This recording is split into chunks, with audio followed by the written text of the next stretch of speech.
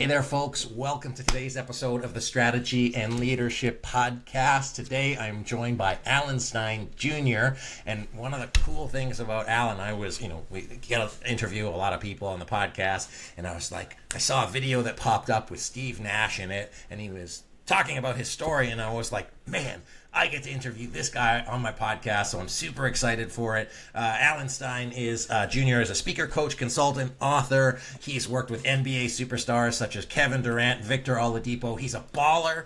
The list of people that are like all-star game caliber. I just love his sharp mind and what he brings to the people that he works with. So, Alan, just thanks for being here. I'm excited to chat with you. Oh, I'm equally excited. This will be a lot of fun. I'm glad you enjoyed that Steve Nash video.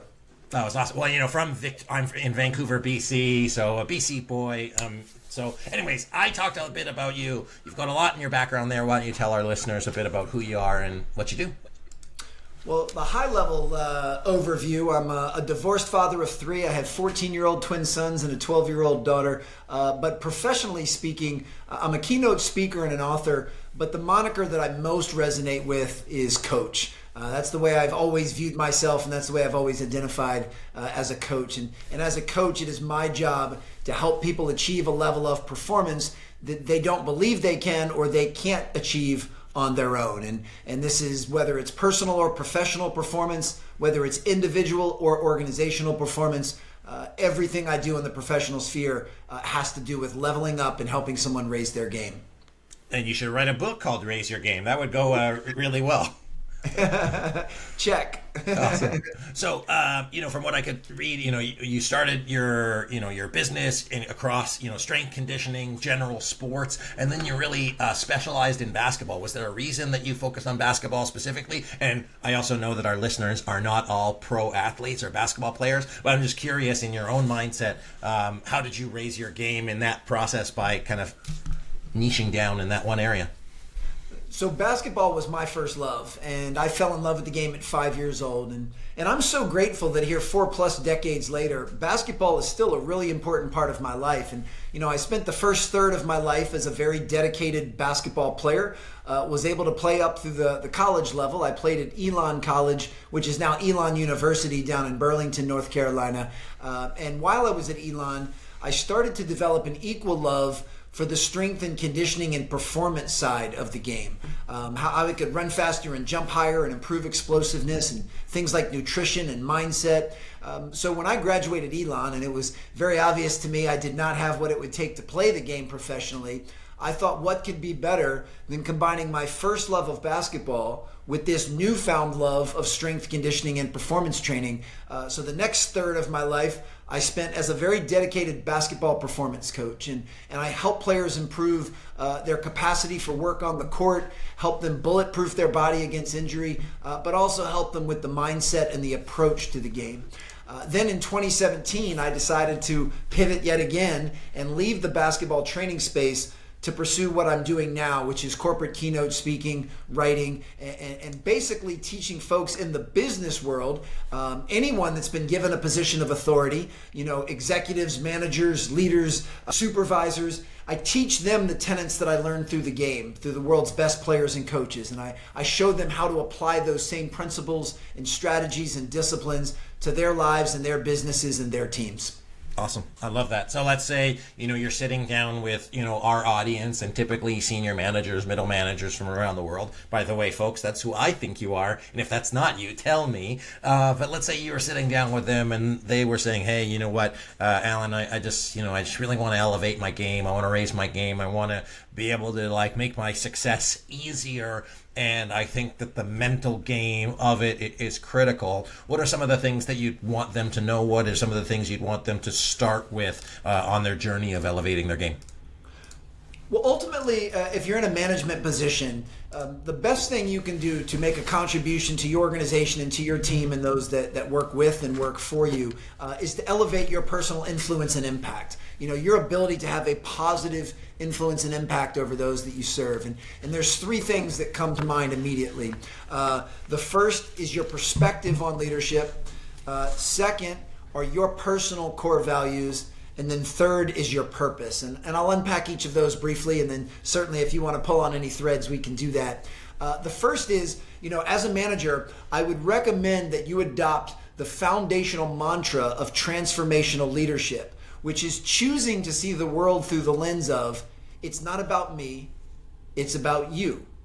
Every single direct report that you have, you need to have a very strong vested interest in what they find important, in the work that they're doing, in what their dreams and their goals are. See, when you can see through the lens of it's not about me, it's about you, you shift your focus off of what you want from people and you shift it to what you want for people. And if you can shift your focus to what you want for the people that report to you directly, it's an absolute game changer. You will be the most magnetic person they've ever worked for.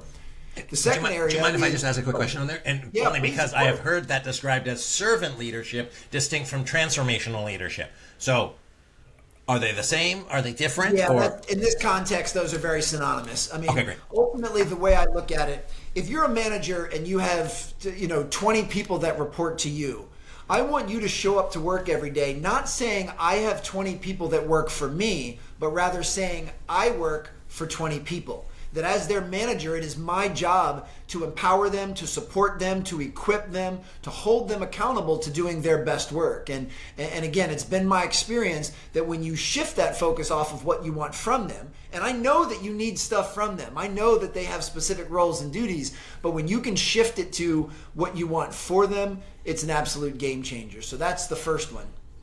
The second one are your personal core values. I assume that every person listening, you work for an organization or a business that has organizational core values, and I would hope that you feel aligned with those, which is why you've chosen to work there. But you also need to have your own personal code of conduct. What do you stand for, and what do you believe in? What are the non-negotiables that you use to make the most important decisions in your life? And this is important for two reasons.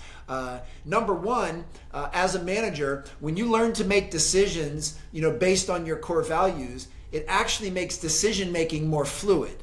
Now, this doesn't mean you don't still have really hard decisions to make. Hey, that's the role of being a manager. But it means now this framework is more fluid, because every single decision you make, you need to ask yourself and run through the filter of, is this in alignment with my personal core values or not? And if the answer is yes, then you do it without hesitation and you do it with a smile.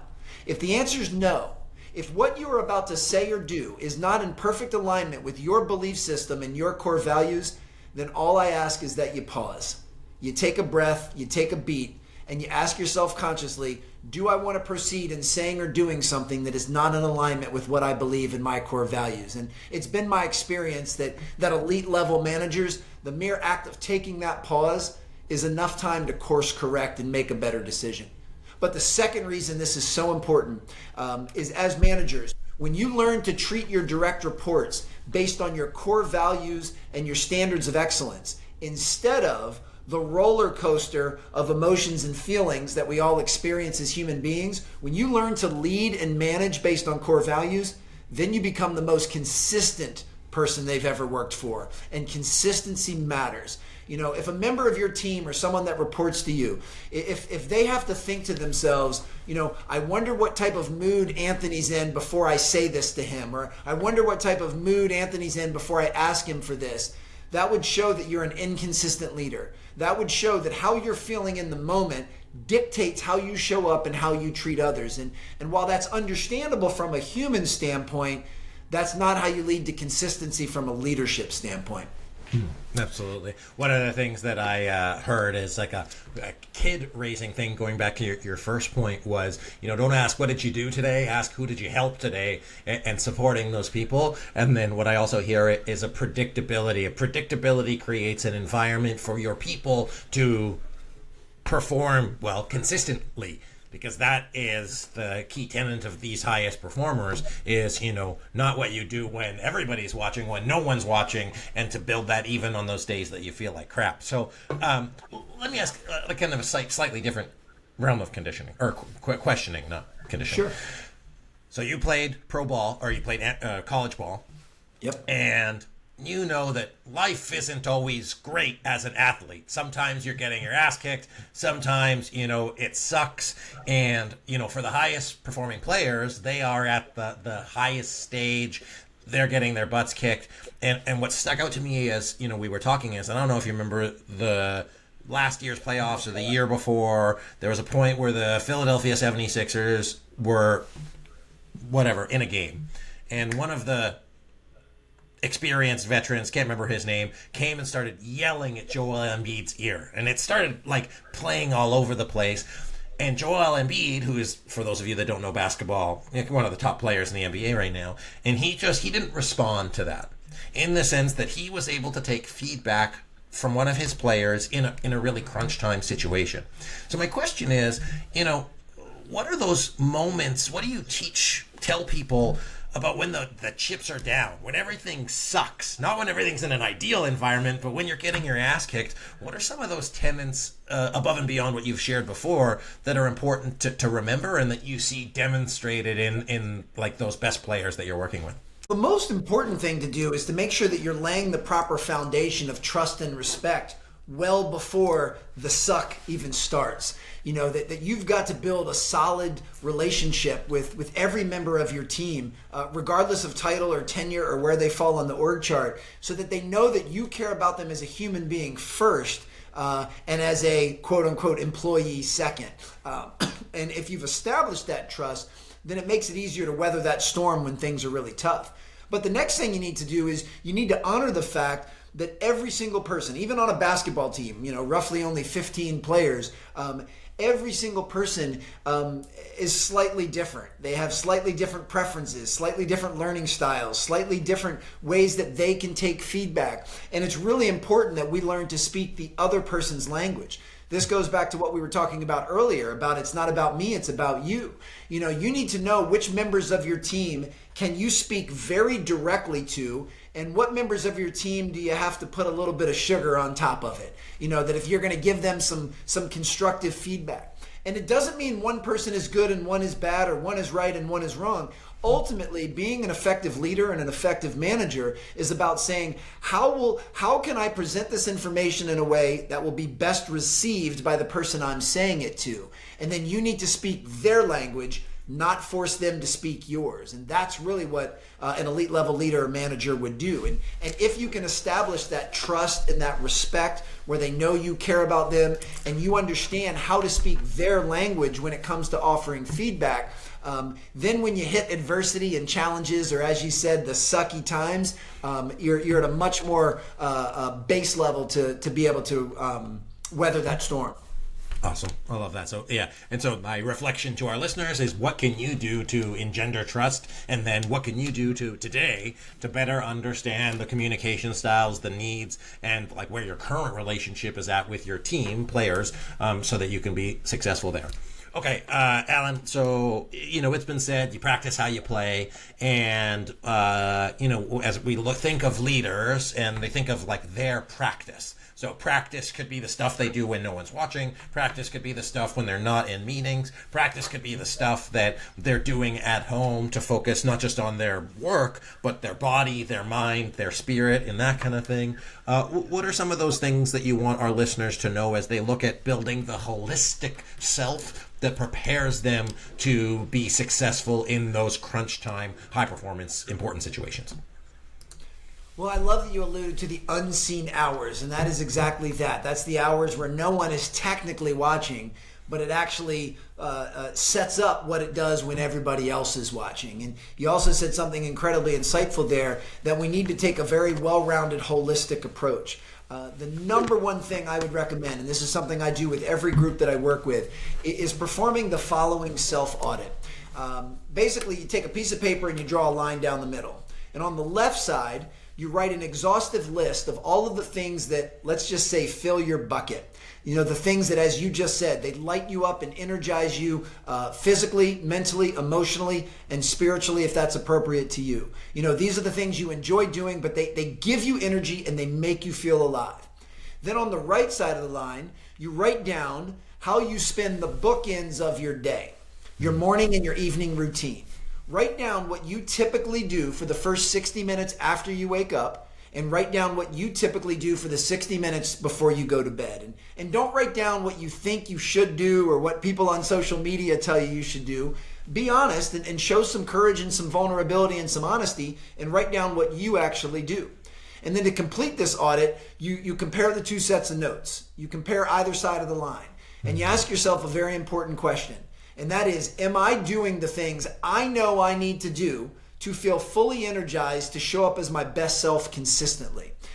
Because as leaders, as managers, it is our job. Our team is counting on us to show up as the best version of ourselves as consistently as possible. And anytime you fail to do that, it's an act of selfishness.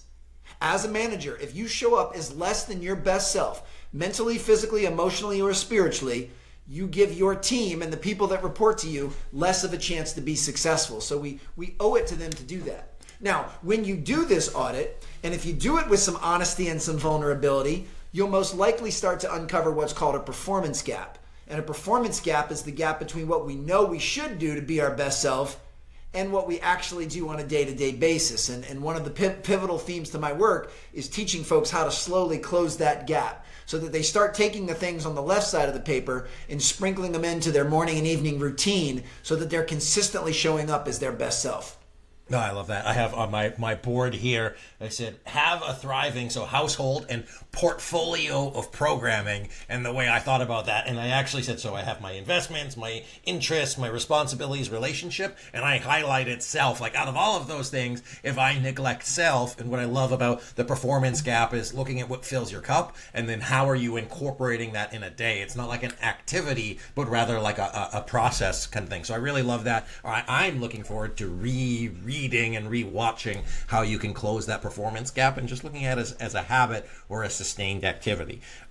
Okay, so for those of you that are listening to this and not watching it, you can see Alan's background, and he's got a bunch of much taller than him basketball players, not that much taller, but a little bit taller, but real, successful people that are like, whoa, like these are the folks you watch on TV.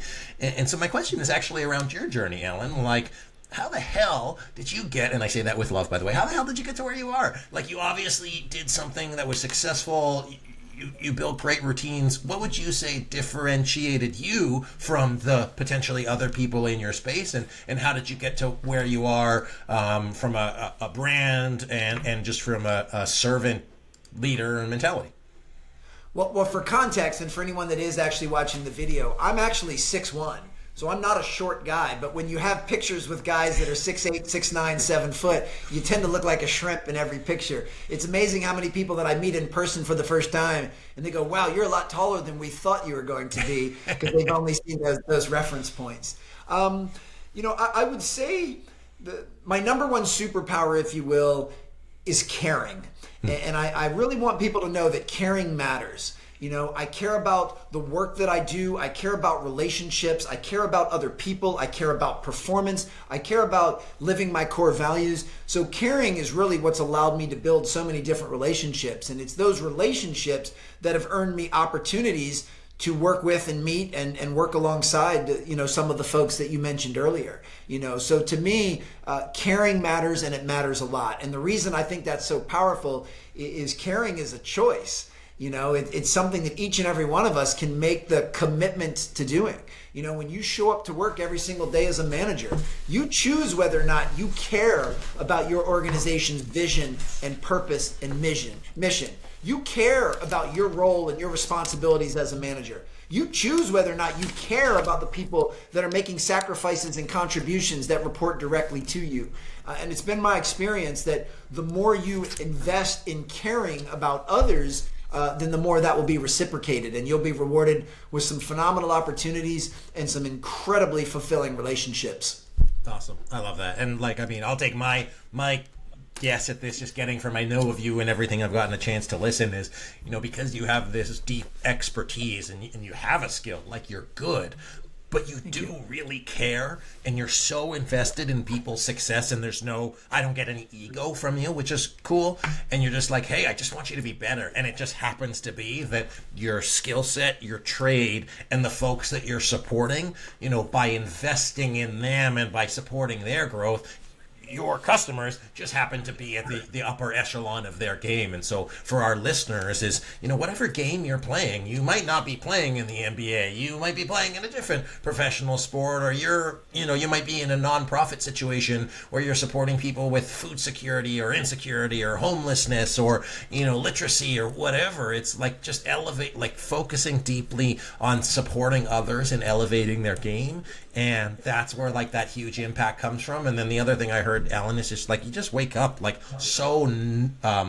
the word is maybe not sure of, but connected to your purpose and your why and your being, and then that just shows up through everything, and you just give so generously. And so this is not to pump Alan's tires, by the way. This is really for you as leaders to say, hey, elevating your game is the game of self, being generous and giving to yourself. And then when your cup is full, you can give to others and support them with your unique set skills and experience. Alan, is that fair to say? Oh, that is more than fair to say, and I really and truly appreciate your kind words and your praise, but also want to acknowledge that you do a phenomenal job of listening, and you are fully present during this conversation, which is why you're able to listen and actively listen so intently and be able to pull these different concepts and threads out. And that's another skill set that I believe every leader and manager would drastically improve their personal influence and impact by caring enough and making the time to be fully present, interested in what people are saying to them, and really listening to the people that report directly to you. It will make a world of difference. Awesome. I love that. Well, thank you, and I appreciate that. So let me ask you one, and I try to ask weird questions from time to time.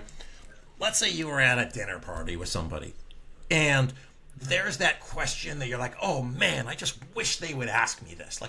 No one ever asked me, and I wish they would. Now, whether it's about performance or something that you're like, oh, this I don't want to say trick that people knew, but what is that topic that is kind of niche and obscure, but you just could talk forever about it? You can't talk forever about it, but you're like, what is that one thing that is just kind of unknown? This is little hidden gem that you'd be willing to share with our listeners today. Well, what's interesting? The answer to that would actually be have nothing to do with what I do from a professional standpoint. I have a huge passion, and this is mostly because of my previous life as a basketball performance coach, but also because I have 3 children that all play youth sports. I'm incredibly passionate about improving the landscape of youth sports, primarily the adults that work in youth sports. I'm a big advocate for improving parental behavior and decorum on the sideline. I'm a huge advocate of teaching coaches how to most effectively pour into young people, because I really and truly believe that youth sports can be a tremendous vehicle for teaching and reinforcing all of the principles that we talked about today. And even if a young person does not have aspirations of playing in college or playing a professional sport, that's fine. Youth sports should be fun, and they should be able to teach some of these life lessons. So I'm a huge fan of doing everything I can to kind of clean up youth sports and teach parents how to be better behaved on the sidelines, and teach coaches how to have a better impact and influence. And it's funny, we could easily have a 3-hour side conversation on all of that. Well, okay, I will ask you, I'll give you the space. So I don't know if your number one piece of advice to parents on the sideline is shut up. But do you have any invitation to our parent leaders here around how they can best support their kids in being successful?